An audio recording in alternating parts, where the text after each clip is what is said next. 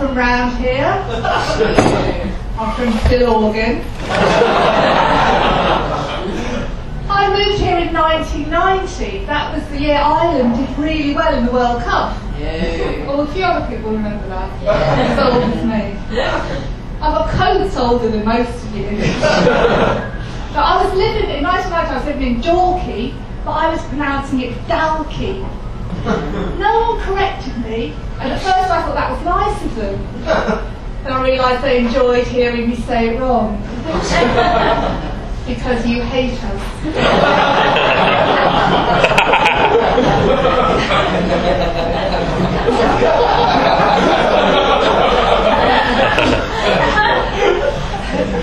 With a deep underlying racial hatred. Kept secret from blowings like me. And I'll tell you how I know. It came home to me when Ireland was finally knocked out of the World Cup, and I asked if everyone would be supporting England now. That was the reaction I got. So I had an Irish granddad who brought me up on rebel songs, and I hated the English. So I was about 7 and realised I was one. And I was married to an Irishman for 6 years. And when I first moved here, I knew nothing of the history, the 800 years of English oppression. Or as he now says, 806 years.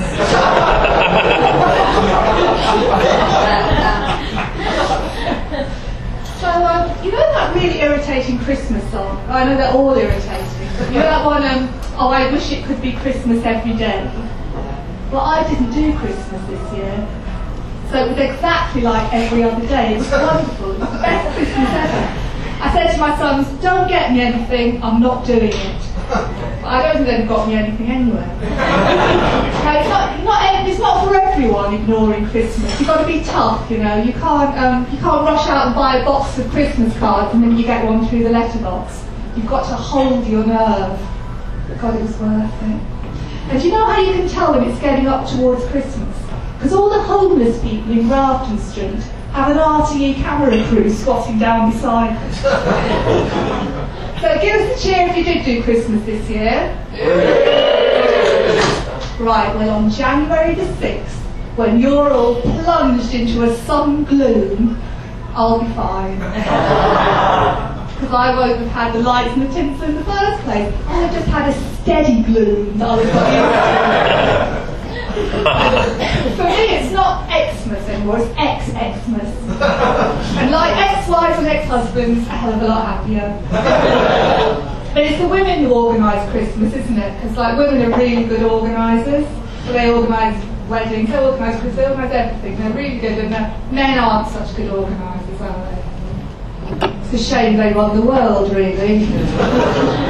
But there's a few women involved, like Hillary Clinton and Angela Merkel and Madonna, and they run around tidying up after them and muttering things like, "Can't you take your boots off? Look what you've got to do, you've crushed that village." And the men are saying, "Oh, we can't bother with tidying up and taking our shoes off, you know, we've other priorities. Our priorities are toys, bring out the tanks and the missiles." And I'll tell you how unorganised men are. Out of all the men in this room tonight, I bet only a tiny minority of you are wearing matching socks. Is that true? You don't even know! I have 3 sons and they hate me doing stand-up. Like one of them said, "Is it revenge?" Which at least shows they're aware of all the grief they've given me. One said, "Can I have a lift into town?" I said, "No." He said, "You should. It's good for you to get out."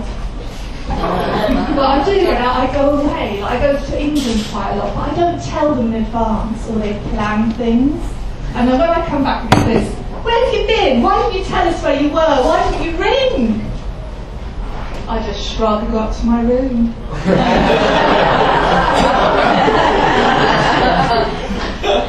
They don't know where I am now. They think I went to Lidl. It's a strange place, Lidl. Like you go in for bread and milk, and you come out with a wetsuit and a rubber dinghy. So my eldest son's a at university in England, and he gets a bit of slagging for being Irish. Like, potatoes are mentioned a lot. He's asked, does he get up at 8 o'clock? That's ridiculous. No student gets up that early. And still potatoes. There's a new theme park in County Meath, Potato Park. Right, the theme is the potato.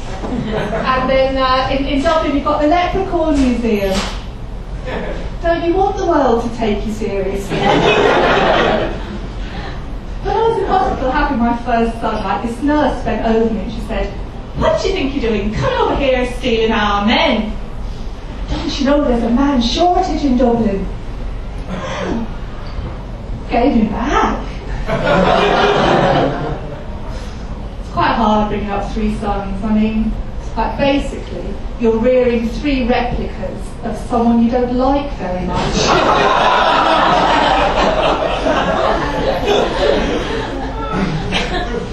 Some days I download new software just for the message at the end that says you've been successful.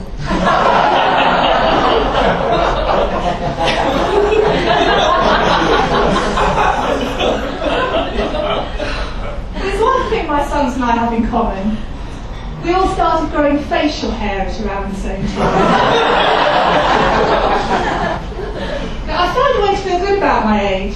I only go to films with Helen Mirren in them. Because women my age tend to be invisible. Doesn't bother me. I like shoplifting.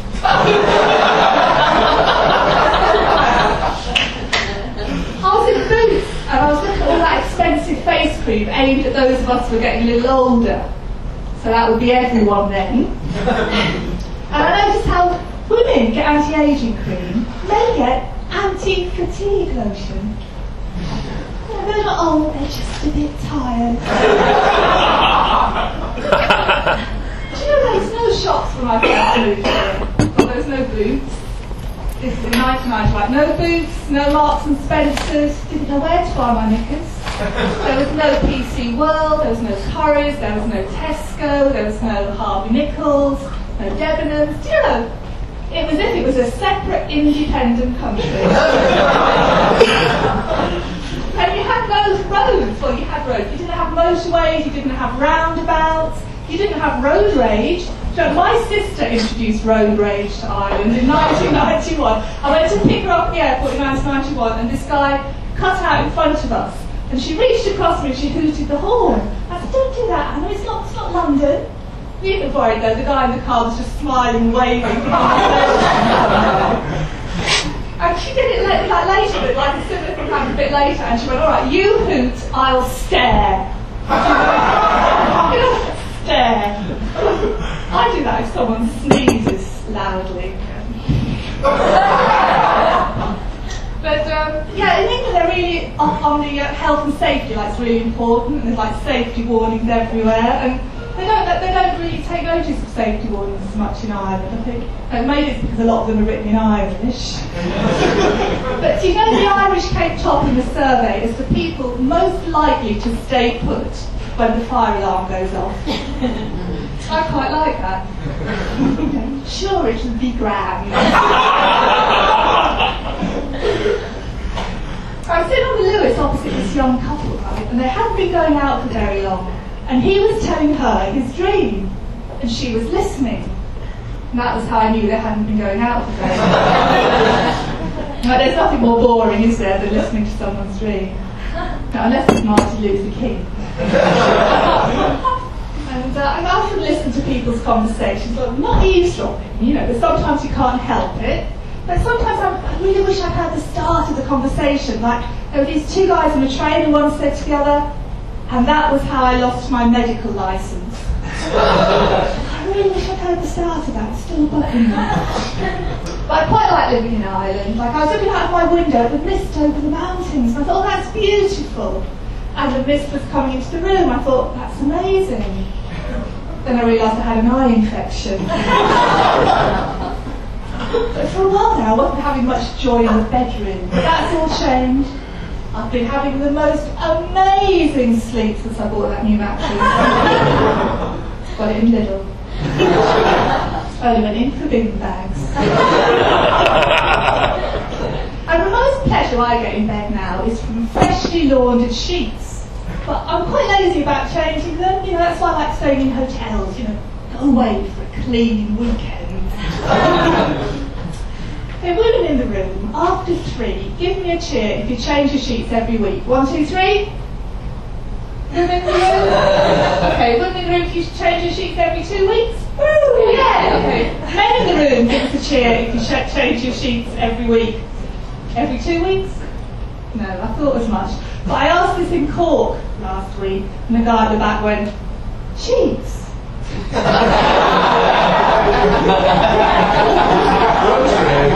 I mean, it's not a male priority, is it, sheets? You know, unless there's a competitive element, like, you know, who can change the duvet cover the fastest, if there's money on it. It's like men's priorities would be like toys, like I said, or games. Like football. Like I can remember as a kid, every Saturday afternoon, listening to, like my dad would be watching the football and I just hear this monotonous incantation of surnames. Just being more, best, Keegan, best, more, Huddle, more, best, Huddle, Keegan. You know, it was more boring than maths on the Sunday. And that was in Latin. So anyway, I hope you're going to laugh a lot tonight, because you know it's good for your health, don't you? It strengthens your heart, lowers blood pressure. For you, that is. For us, it's the reverse. So just be aware that we're sacrificing our health for yours. Do you know the door on the way in here tonight said, "Pull"? Well, thanks, but I'm under enough pressure as it is. You know, comedians are a bit like prostitutes. What most people do for fun, we do for money. If we're lucky. And mostly we're just sluts. You know, I never thought when I was doing my university degree that my vocation would be staying in cheap hotels and exposing myself to strangers. Because when I was young, I was very shy. And my mother would say, be more outgoing, be competitive. You've no killer instinct. So I pushed her down the stairs.